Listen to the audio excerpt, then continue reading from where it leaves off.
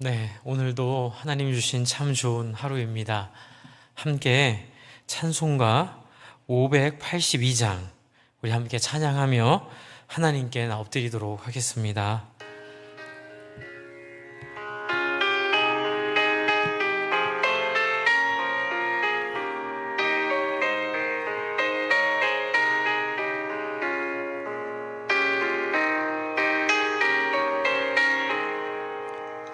어두운 밤 마음에 잠겨 역사의 어둠 짙었을 때에 계명성 동쪽에 밝아 이 나라 여명이 왔다. 고요한 아침의 나라 빛 속에 새롭다. 속에 얽혀 이 땅에 생명 담노하간다. 복도에 뿌리는 기뻐 하늘로 줄기까지 솟을 때 아직 것만을 해요 그 열매 만민이 산다. 고요한 아침의 나라 일꾼을 부른다. 하늘을 씨앗이 되어 역사의 생명을 이어가리.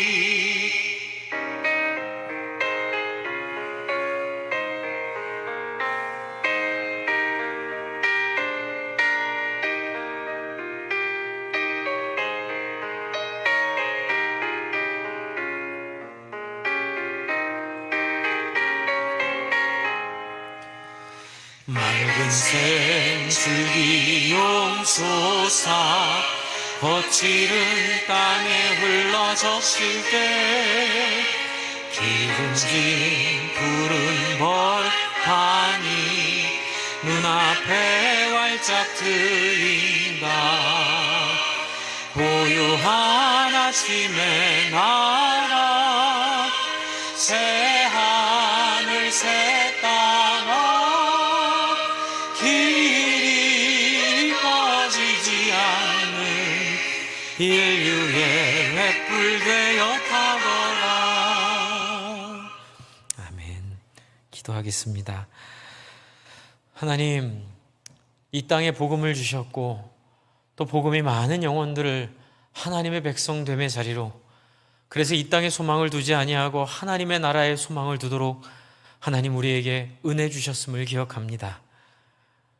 압제와 참 절망 속에 있었던 이 땅의 백성들이 소망을 얻었었고, 하나님 영원한 하나님의 나라를 향한 꿈들이 있었고, 그래서 정의와 바름을 따라 살았던 수많은 하나님의 백성들을 기억합니다.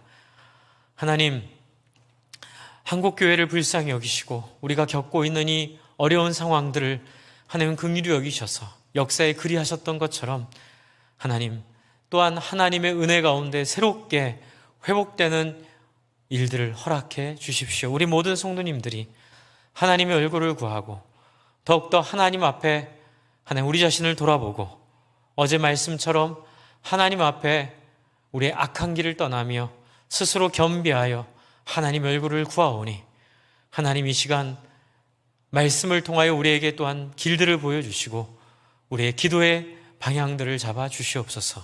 예수님 이름으로 기도합니다. 아멘. 오늘 하는 말씀은 이사야 39장 1절에서 8절까지의 말씀입니다. 이사야 39장 1절부터 8절까지의 말씀으로 아침에 새벽에 함께 묵상한 이사야서는 오늘로 마무리하고요. 이제 내일부터는 창세기 말씀으로 또 묵상하게 됩니다. 오늘은 이사야 39장 말씀 보겠습니다. 제가 한 절, 또 여러분 이 한 절 읽는 방법으로 번갈아 읽도록 하겠습니다. 그때 발라단의 아들 바벨론 왕 무로닥 발라단이 히스기야가 병들었다 나았다 함을 듣고 히스기야에게 글과 예물을 보낸지라.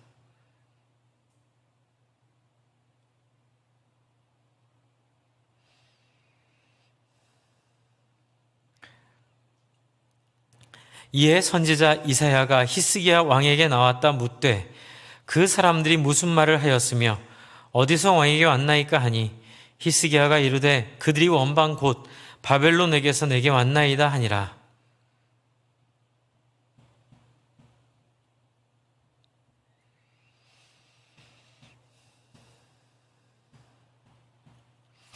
이사야가 히스기야에게 이르되 왕은 만군의 여호와의 말씀을 들으소서.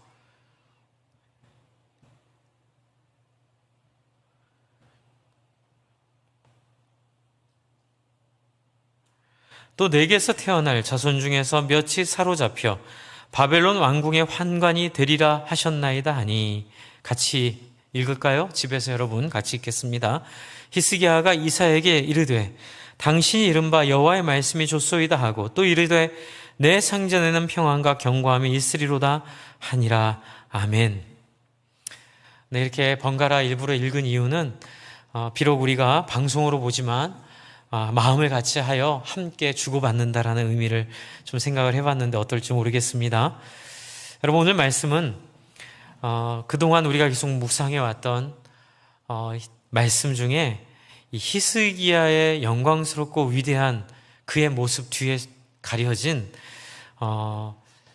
인간의 한계, 인간의 부족함의 모습이 잘 드러나고 있는 본문입니다. 내용을 보면 히스기야가 병들었다 나은 다음에 이 소문을 그 바벨론에서 듣습니다. 그래서 바벨론 왕이 사신을 보내요. 예물을 보내고 글은 이제 칭찬하는 시나 또는 편지가 되겠죠. 근데 이제 문제는 뭐냐면 이 바벨론이 보낸 이 내용에 히스기야가 취해버린 거예요. 사실 좀 경계를 해야 되고, 우리가 계속 이사야서 묵상하면서 하나님이 경고를 들었잖아요.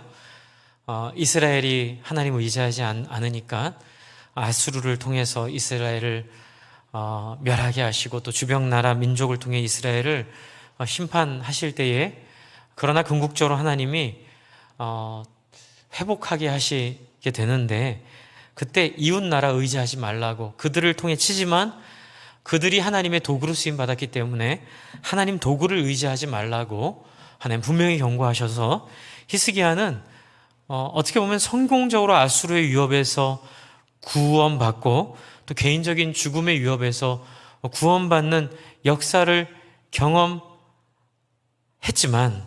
그러나 바벨론의 이 아부, 바벨론의 이 소위 말하는 매우 정치적인 이 사신이 온 상황에서 히스기야가 취해버립니다. 2절을 보시면 히스기야가 사자들로 말미암아 기뻐하여, 이 기뻐하는 것까지는 모르겠는데 무슨 일을 하냐면요, 그들에게 보물창고를 보여줍니다. 곧 은금과 향료와 보배로운 기름과 모든 무기고에 있는 것을 다 보여줬는데, 표현이 이렇게 되어 있죠. 궁중의 소유와 전 국내의 소유를 보이지 아니한 것이 없는지라. 너무 오버하고 있죠. 결국 이 행동으로 말미암아 하나님의 책망을 듣게 됩니다. 3절, 선지자 이사야가 히스기야에게 묻되 그들은 누구이고 어디서 왔냐고 물어보죠. 왜 물어봤겠습니까? 이런 함의가 있는 것 같아요. 왕이시여, 왜 그들이 왔을 때 하나님께 여쭤보지 않았습니까? 왜 그들이 왔을 때 어떻게 했는지, 어떻게 해야 할지를 하나님을 향하여 여쭤보지 않았습니까? 라는 함의가 이 안에 포함되어 있죠. 근데 이사야가 추궁을 합니다. 4절에 왕의 궁전에서 무엇을 보았습니까? 이게 무슨 얘기냐면, 왕이시여 무슨 일을 했습니까? 히스기야가 대답하되 그들이 내 궁전에 있는 것을 다 보았나이다. 내 창고에 있는 것으로 보이지 아니한 보물이 하나도 없습니다. 이렇게 말하고 있습니다. 어느 순간 하나님을 잃어버린 거예요. 그 위대했던 하나님의 사람 히스기야마저도 자기의 성취가 아닌데도 하나님이 주신 성취잖아요. 그런데 그 성취를 자기의 성취로 오해하고 그것을 망각하고 그것을 누리는 순간 으쓱하게 되고 그것을 바벨론에 자랑하고 싶어 하는 거죠. 그래서 이사야가 이런 아픈 말을 합니다. 5절에 이사야가 히스기야에게 이르되 왕은 만군의 여호와의 말씀을 들으십시오 라고 하며 하나님 뭐라고 하시죠? 두 가지. 보라, 날이 이르니 내 집에 있는 모든 소유와 주상들이 오늘날까지 쌓아둔 것이 모두 바벨론에게 옮긴 바 될 것이다. 그렇죠? 남은 것이 없을 것이다. 하나님의 말씀이고요. 두 번째, 또 내게서 태어날 자손 중에 몇이 사로잡혀 바벨론 왕궁의 환관이 되게 하겠다. 이렇게 이사야가 선포하고 있습니다. 물론 이것 때문에 바벨론으로 포로를 잡혀갔다 이렇게 말할 수는 없죠. 왜냐하면 하나님께서 계속 예언하시고 하나님께서 계속 경고하시고 하나님께서 계속 말씀하고 계셨기 때문이기도 하고요. 그러나 한편으로는 이게 하나의 바벨론에게 하나님이 이제 심판을 해야 되는데 심판할 그 도구로 바벨론이 쓰여지게 된 계기가 될 수도 있을 것이고, 또한 하나님의 섭리 가운데 바벨론을 통하여 이스라엘을 심판하게 하려고 했는데 그 과정 가운데 이사야의 어리석음을 통해 하나님의 마음을 더 아프게 한 과정이 될 수 있겠다라는 생각을 좀 하게 됩니다. 어찌됐든 간에 하나님은 경고하십니다. 네가 망각해서 보여준 그 보물과 이 모든 것들이 바벨론으로 뺏기게 되고, 그리고 결정적으로 7절에 보시면 내게서 태어날 자손 중에 몇이 사로잡혀 바벨론 왕궁의 환관이 된다. 이 얘기는 무슨 얘기죠? 하나님 나라의 구원의 역사가 어긋나게 될 수도 있는, 그렇죠? 계속 예언으로 말씀하신 유다의 후손, 그렇죠? 다윗의 후손 가운데, 유다 지파 다윗의 후손 가운데 나타날 하나님의 이 구원의 실마리가 까딱 잘못하면 히스기야를 통해서 어긋나게 될 위험에 처해 있습니다. 여러분, 여기서 중요한 건 히스기야의 반응이 제일 중요해요. 히스기야가 어떻게 했어야 합니까? 하나님, 이게 웬 말입니까? 하나님, 내 잘못으로 하나님 내 후손까지 망가지게 할 수는 없습니다. 게다가 내 후손은 하나님 나라의 영광스러운 역사를 이루어야 될 예언 가운데 있지 않습니까? 하나님, 저의 생명을 단축시키시고 어찌해서라도 나의 이 죄악이 하나님 앞에 하나님의 역사를 방해하지 않도록, 내 후손에 하나님이 일하실 것들을 방해하지 않도록 하나님, 차라리 나에게 이 죄를 물어주십시오라고 회개했어야 되죠. 이것을 우리는 자기 성찰이라고 이야기하고 또 역사의식이라고 이야기합니다. 역사 가운데 내가 어디에 서 있는지를 알고 거기서 내가 해야 될 역할이 무엇인지를 알고 그것을 묵묵히 해내는 것이 바로 예수님이 보여주셨고 세례 요한이 보여주었고 하나님의 수많은 하나님의 사람들이 보여주었던 굉장히 성숙하고 굉장히 하나님 앞에 하나님의 마음을 기쁘게 해드렸던 그러한 성숙된 모습이었죠. 그런데 히스기야는 그 모습을 놓쳐버립니다. 8절에 보시면 히스기야가 이사야에게 이르되 당신이 이른바 여호와의 말씀이 좋습니다. 이게 뭐예요? 아유, 다행입니다. 그냥 저 하나는 잘 먹고 잘 살게 해주신다니 참 하나님 감사합니다. 뒤에 내 생전엔 평안과 견고함이 있으리로다 하리라.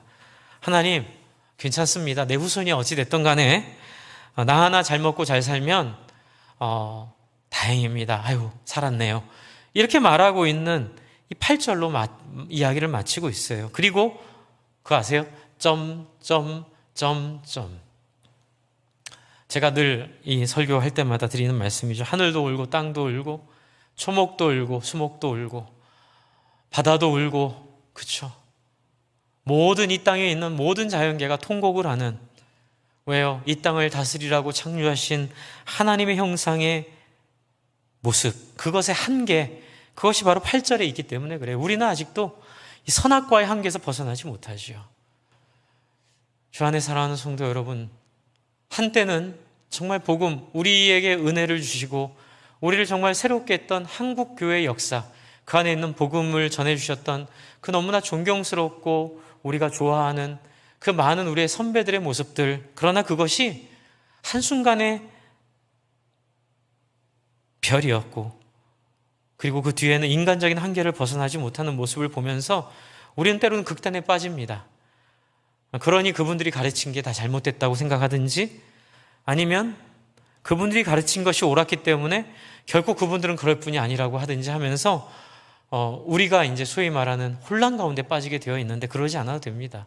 사람은 이렇습니다.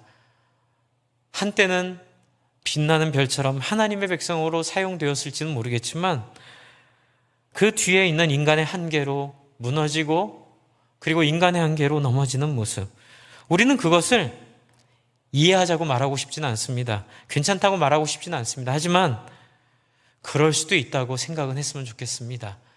그리고 그것 때문에 너무 많은 어려움이나 상처받지 않았으면 좋겠습니다. 그리고 더 나아가서 반면 교사 삼아 나도 충분히 이럴 수 있음을 두려워하고 내 안에 이런 몰역사성, 무책임성, 하나님 앞에 이런 정말 우리의 다리에 힘을 빠지게 하는 이런 모습이 혹시라도 내 안에 있지는 않는지를 끊임없이 돌아보며 어떻게 해요?